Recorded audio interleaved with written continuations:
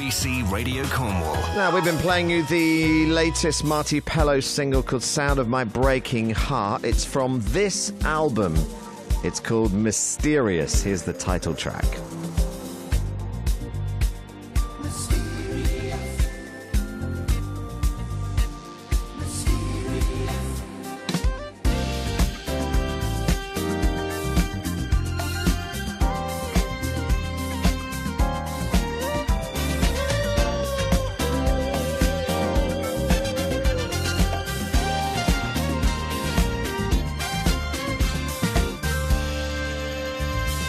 Felt your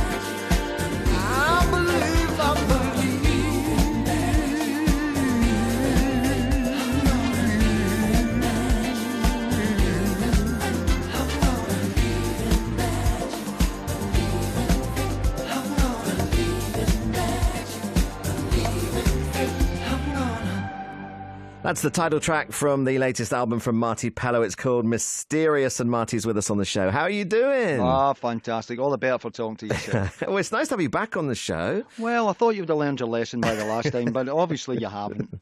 Well, because we had you, I think it was just before Christmas, wasn't it? And you were saying, look, I'm doing this album. It's going to be fabulous. We've got a load of soul stuff on it.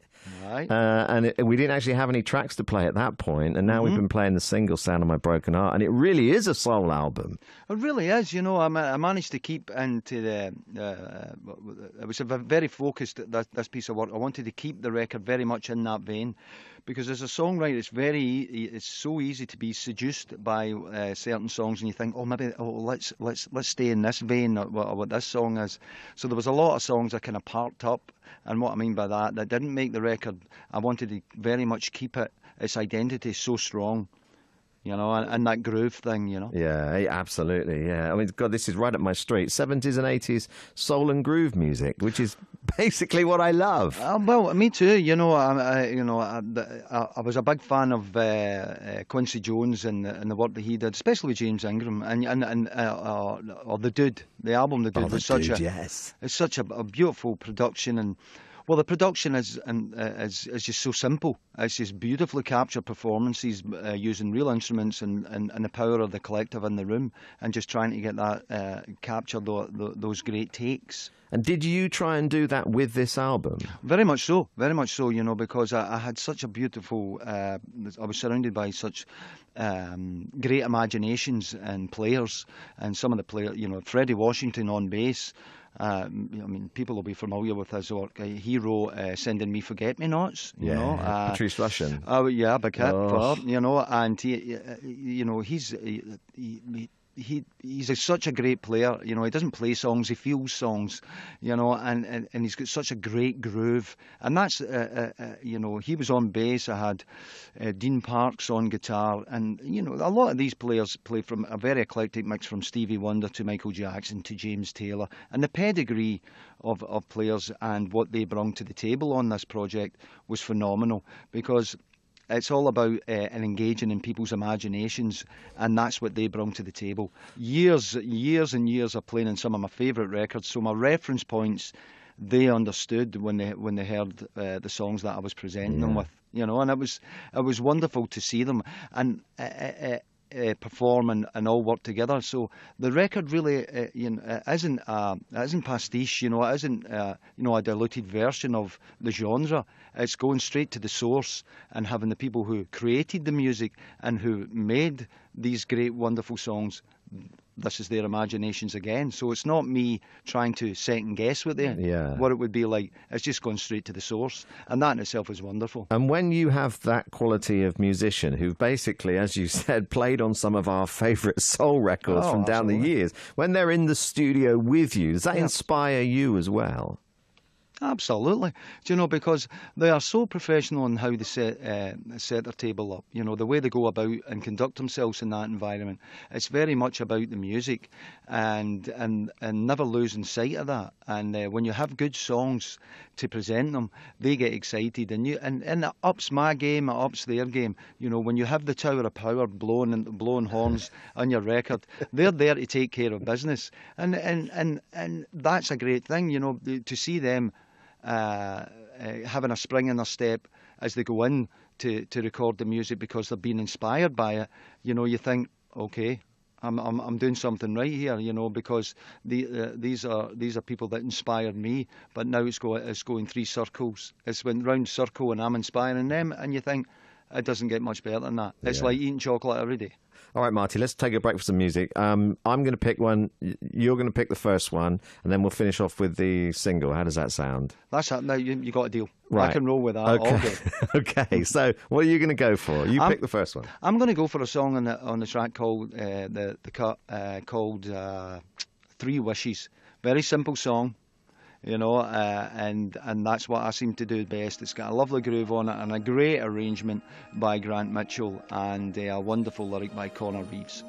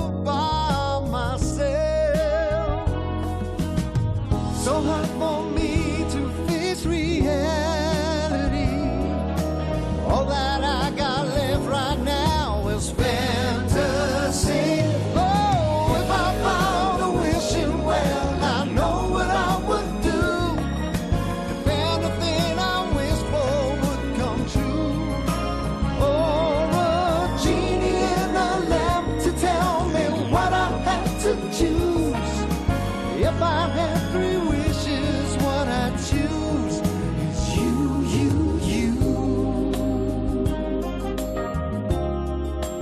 You're the one for me.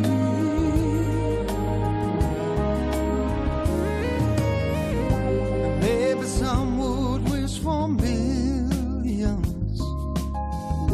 Maybe some would choose forever young. But I would use my wishes, everyone, to bring back the one I love. So hard for me to face reality. All that I got left right now is fantasy. Oh, if I found a wishing well, I know what I would do.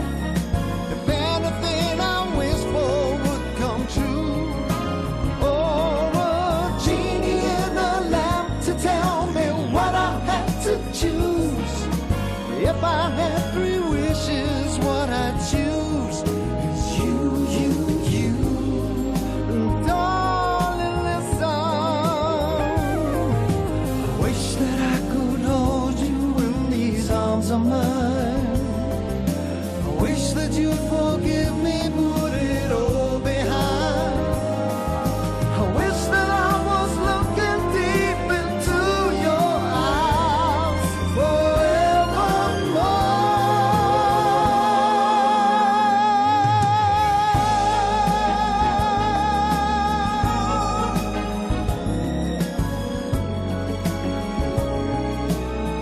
All I want is three wishes, three wishes, three wishes.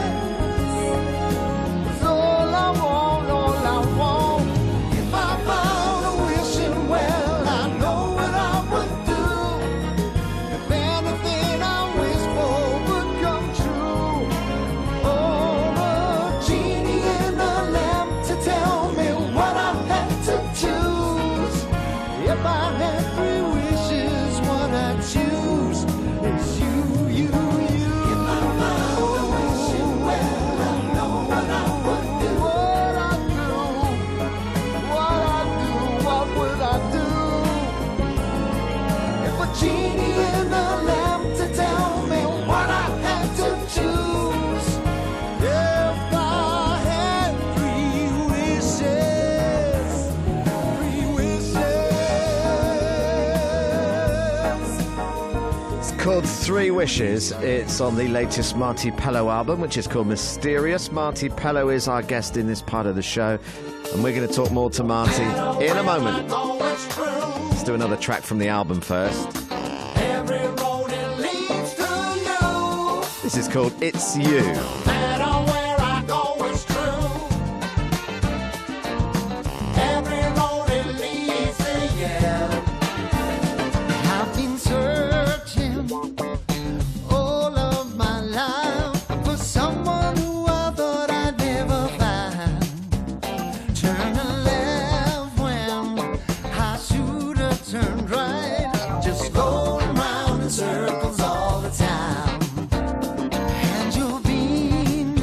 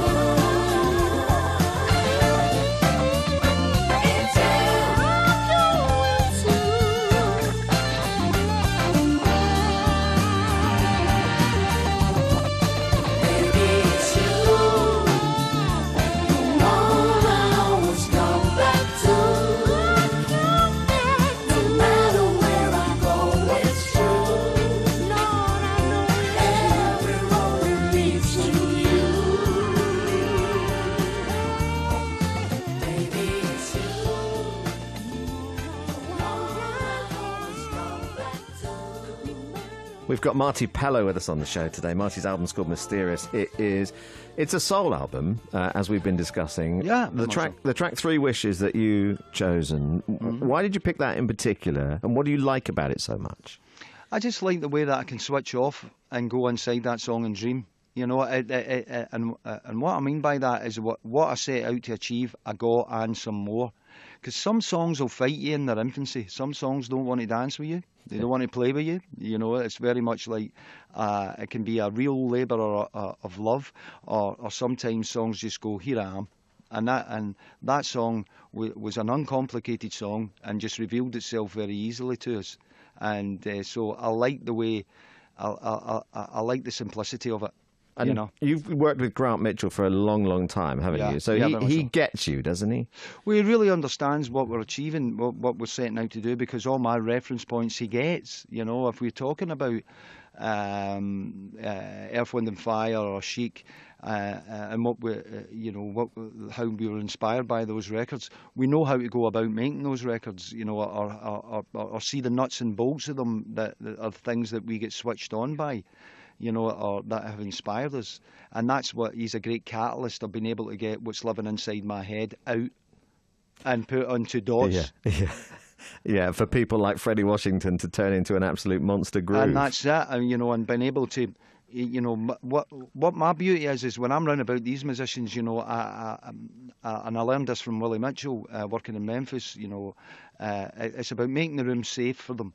It's about talking with them, not at them, but most importantly, being a good listener and hear what the musician's saying, see their comfort zones, and being able to press buttons. Taking them to the crossroads and saying, "There's a road that we're going to go down together, but we're going to use you as the compass. Yeah. It's about your imagination."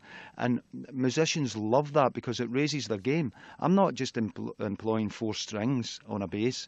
I'm employing the man, the individual, his imagination and his enthusiasm, and you can't put a price on that. Yeah, absolutely. I completely agree with you. And because you could get, and anybody could play bass guitar if they learnt it, couldn't they? But you've got to have the feel for it. That's what separates people. You've got to have a feel for it, And I remember saying to Freddie, I said, you came to the session just with the one bass. He said, I only need one bass. And I said, well, I hear you, brother, and some. I said, can I have a shot at your bass? And he said to me, yeah, Marty, you can have a shot at your bass, but I'll tell you right now, it won't work for you. Yeah, see, it will sound completely different in somebody else's hands. And that's exactly right. Yeah. It's all about the imagination of the individual, and he's bang on, right. Now, if anybody's thinking, well, hang on a minute, okay, I've heard a couple of songs, I'm still not convinced. There's a track on here which makes me think of Barry White instantly. Right? Great. Let me play it for you. This bit here, okay, right? You can just imagine. Hey, baby. Oh, absolutely. It's just me and you, baby. Oh, Could you imagine the big man doing that? Absolutely. I had the pleasure of touring with Barry White many years ago with Blind Johnny Guitar Watson, and I used to say every night, Mr. White, from the side of the stage, it's a pleasure watching you perform. And even when he spoke, the room resonated. What a lovely big man. And that, and that record is very much steeped in that. It's inspired. You can tell by the first 4 bars. Yeah. That the gentleman singing this song, i.e. me, there's an agenda. Yeah. Yes. Barry White had an agenda in every single song he sung. And that's correct, and that's, Marvin Gaye was the same. I mean, I mentioned 2 of the greatest, some of the two great people there, and I'm saying, I'm using my name in the same context there. I should be so lucky, but I'm just saying that's what that song's all about. And you can get that by certain movements and chord progressions. It can get you into the room. Brilliant. Shall we funk things up a little bit? Yes, please. I'm going to pick Just Can't Turn Back Now. Woo! I like this. Let's go for this.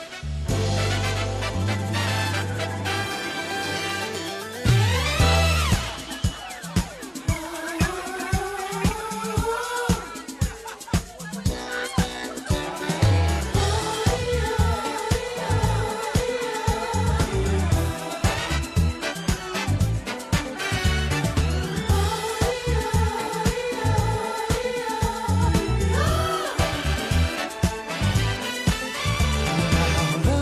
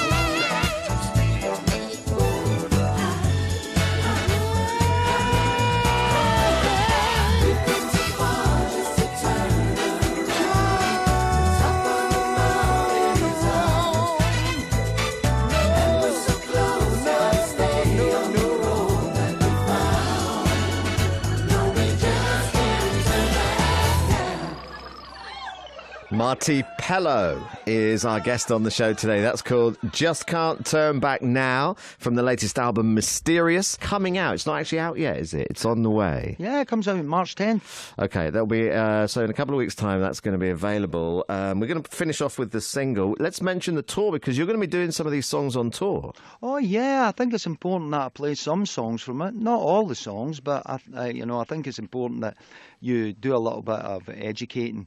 And what I mean by that is when you buy your ticket, I can say, here's a couple of new songs, and here's a whole bunch of songs that you're familiar with, and some songs that you might remember from way back then or new. I just want to come out and not do them, Marty, though, can you? No, but I think it's important, But they will all live under the one umbrella in this tour, and I think it's using the flavours of the new album and the musicianship and the way that's presented. That'll be the way that the evening is going to unfold. So I'll show you some songs that you'll be familiar with in a certain light. Do you? I mean, this is obviously an album this is your thing, isn't it? This soul and groove stuff. You love doing this stuff. Do you think that you had to sell out a little bit doing the pop stuff beforehand, or was that very much of that time? Oh no, that's what I do. I'm a pop music. I like to make pop music, and wet. Produce our own albums, we wrote our own songs, and we were left to do our own things. As long as you're selling millions of records, ain't broke, don't need fixing. Right, yeah, record company leave you alone then, don't they? I'm very much unapologetically do what I do. When I look back at my back catalogue of music, I thoroughly enjoy it.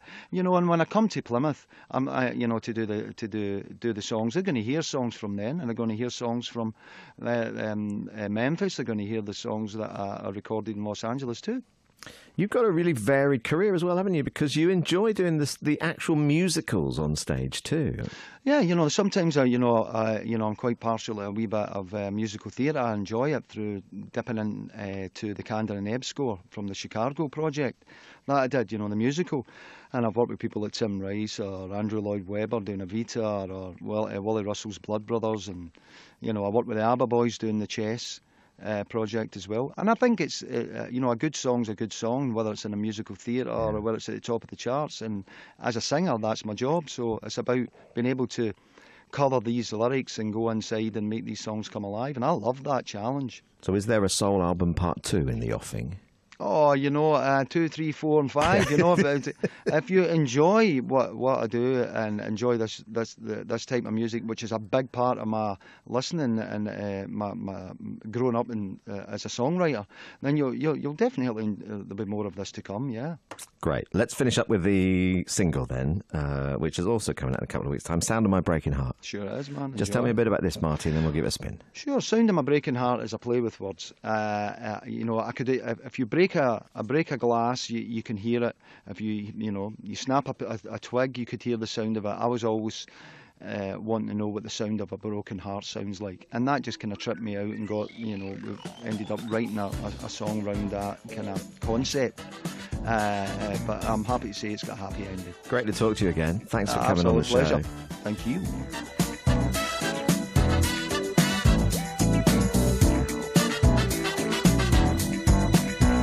It's a all day, all night big city. Don't shout so loud. We got fast times, headlines, it ain't pretty. Ain't no turning it down. The freight train, jet planes, and the sirens filling up my head. But I won't trade that for the silence.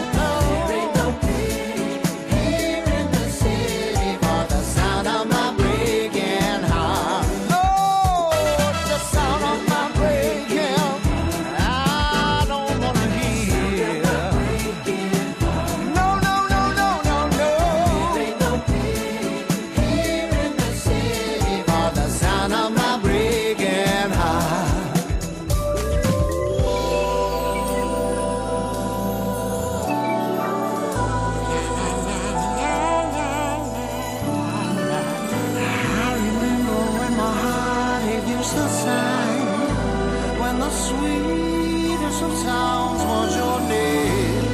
I remember when we used to get away, when we whispered the love every day.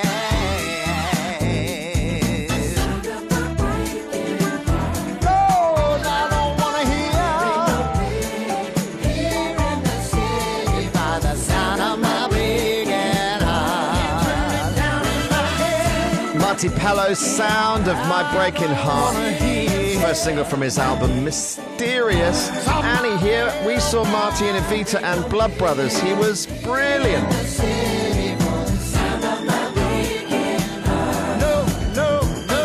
Liz has dropped us a line as well. Listening online, loving the new tracks from Marti's album. Good luck for the tour. See you in Glasgow and in Newcastle. And I've also got a message here which comes from Amanda Jones. Says, looking forward to the tour and bringing along the hubby Matt as per usual. We're both big fans, loving the new music as well. That was Marti Pellow, who was on the show in the last 40 minutes or so. If you missed any of it, then bbc.co.uk/Radio Cornwall. Scroll back to today's show, and then it starts at around about 11:15.